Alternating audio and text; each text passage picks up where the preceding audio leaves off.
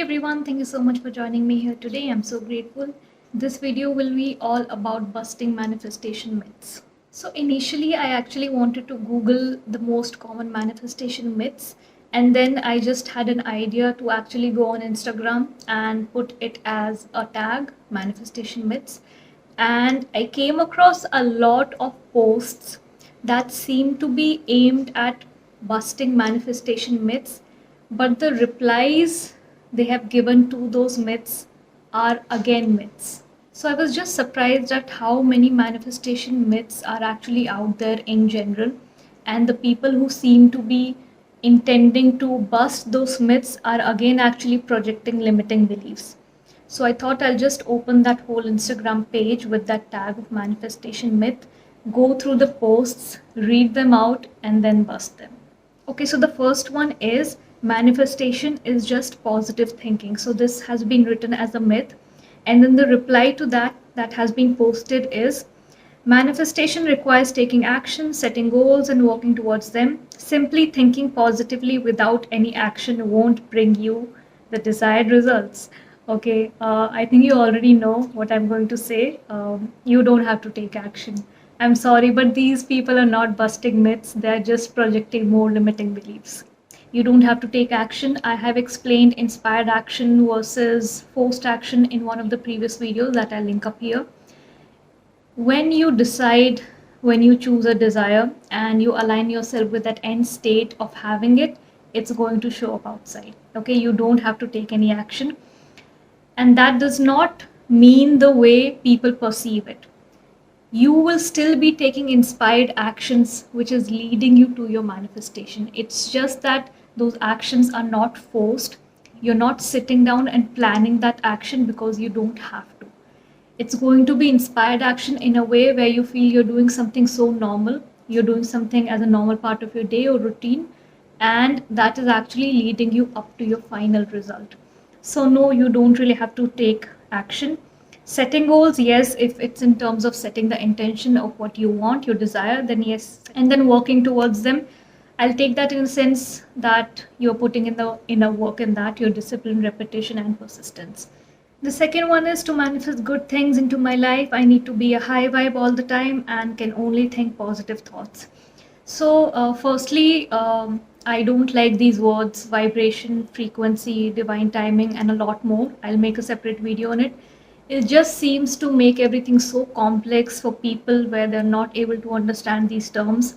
I don't use these kind of terms on my channel. I try to explain manifestation in the easiest way possible that both your emotional brain, your logical brain, and that part of your brain that wants to believe in manifestation, everyone is understanding what I'm saying. You don't need to be in high vibe all the time. You don't need to be in high energy all the time.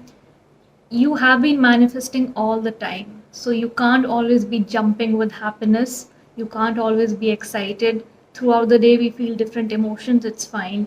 As long as you're neutral, you're not spiraling into negative thoughts that don't align with what you're trying to create, you're fine. So the next myth is your dreams exist somewhere outside of you and can be accessed through some fancy routine or ritual. And in the explanation, the person has written the dreams you are seeking are already within you. That's true. And you don't have to do a gazillion things just so you can manifest your dreams. You don't need a vision board or journal or anything. So I agree with them on this part. You don't really have to do anything if you are able to bring yourself into that knowing, into that end state that yes, you create your desire. If tapping into your God state is really effortless for you, it's fine.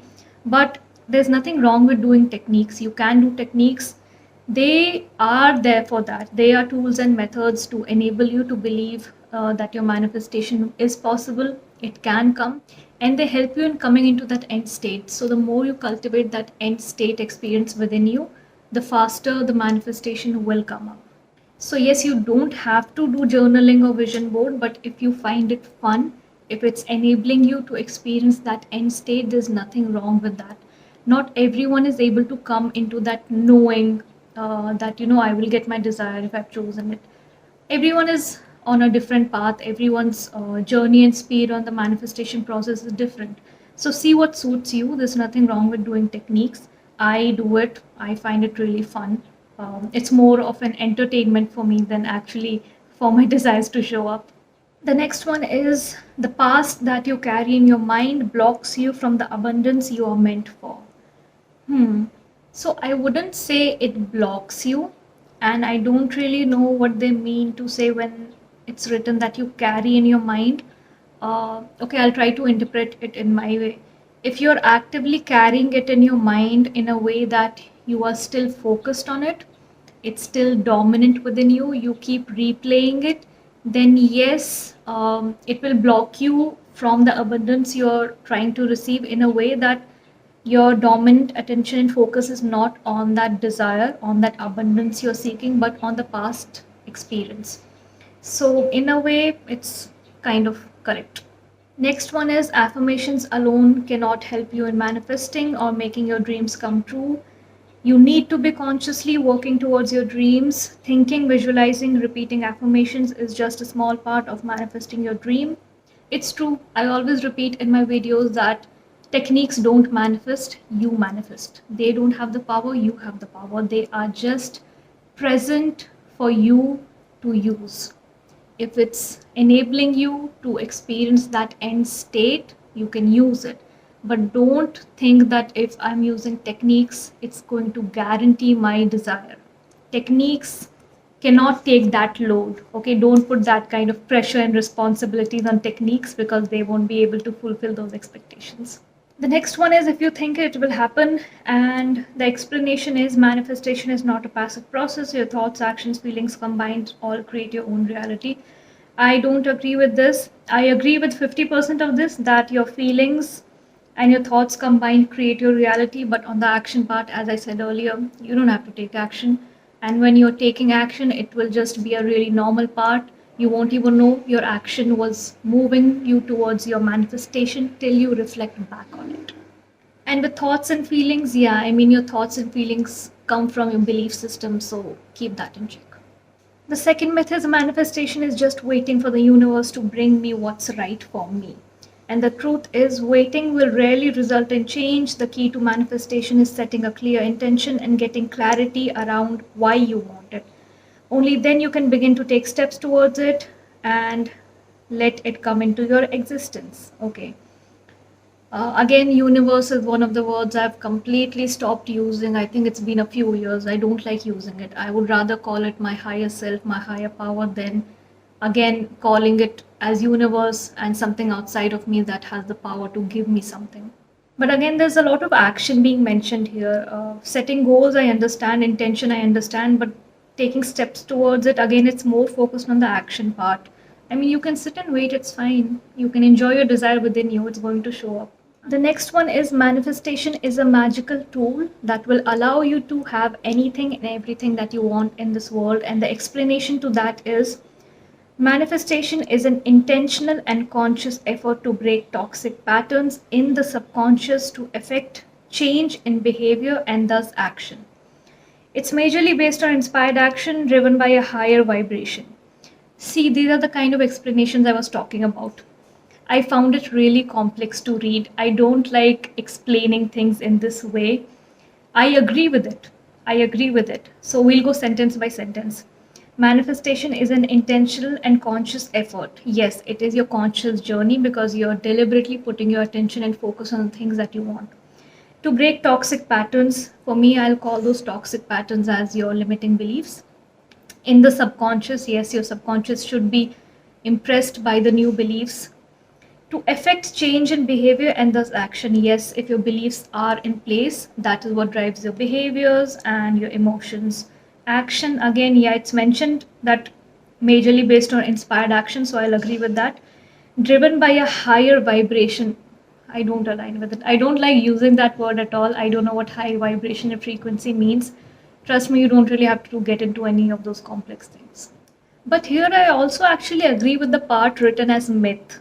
And I agree with the explanation also because it's written it's a magical tool that will allow you to have everything and anything in the world. I mean, I believe it's really magical and beautiful. So yeah, you can have everything and anything in the world. It's not a myth, right? Okay, the next one is 6 myths that shouldn't stop you from crafting your manifestation list. You can only manifest material objects. So yes, that's a myth. You can manifest anything and anyone, living object, non-living object, does not matter. There's a limited amount you can manifest before your flow dries up. Okay. Okay, there's no flow, there's nothing drying up. Okay. It's your nature to manifest, and you can manifest anything you want, anytime you want. You can manifest one thing, five things together, 10 things together, does not matter. You can manifest for people. Why is this a myth? You can manifest for people. I manifested a lot of things in my circle that I really, really wanted from the bottom of my heart, whether it was relationships in my close circle or good things for them, like good career choices and those kind of things. You can manifest for people. Manifesting a better life makes you selfish. Really, like manifesting a good life, good quality life for yourself and your loved ones, where you're happy, where you wake up every day, you're excited about how your day would go. How is that selfish? Why are you on this earth? You're on this earth to experience good things and good people. Why would that be selfish? Like it's your life. You are allowed to build a good life. You're allowed to have pleasant experiences. You are worthy and deserving of all good things and all good people. So how is that selfish? Like if I should not manifest a better life for myself, what should I do? I should manifest a better life for other people. Like, is that my purpose in life? Is that what you're trying to say? Why can't they do it for themselves? You can't manifest experiences. You can manifest anything, objects, people, experiences. Manifestation does not have a set of rules that it applies for certain things and does not apply for other things. Okay, so the next and the last post, thinking positive thoughts is enough to manifest what I want. Yeah, it is. It's kind of is. But I wouldn't call it thoughts actually. I don't mix up the word belief and thoughts, because for me, as I explain it, your belief is the core main thing that gives birth to your thoughts, emotions, and then that drives your behavior. So I wouldn't say thoughts, but yes, I would replace that with belief system. If you have a positive belief system, then yes, you will manifest what you want. It's not actually a myth. Abundance only means money or material things. No, it means everything. Abundance can be in anything. It can be in love, it can be in safety, it can be with, yeah, money, luxury, health. It can be in all the ways. You can only have positive thoughts or emotions. No. I have explained this before. I think you don't have to be positive all the time, or, as they say, high vibration, high frequency. You don't have to be. You're fine the way you are. Just don't have dominant opposing thoughts and you'll be fine. You have to be spiritual in order to practice manifestation. No, you don't have to be spiritual. You don't have to be anything other than what you are to manifest. That is a human being. That is all. There's no other requirement. Just ensure your dominant focus and attention is on what you're trying to create. It's on the solution, not on the problem.